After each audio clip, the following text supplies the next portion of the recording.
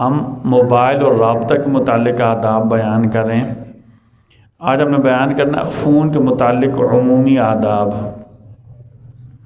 بلا ضرورت لمبی بات نہ کرنا۔ سورہ مومنون میں اللہ تعالیٰ نے فرمایا والذین هم عن اللغو معرضون، لغو باتوں سے اعراض کرتے ہیں لیکن فضول بات نہیں کرتے۔ گانوں والی گھنٹی نہ رکھنا۔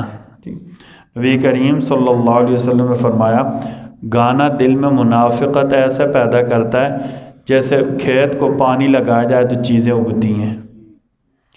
بچوں کو موبائل فون کے استعمال سے دور رکھنا۔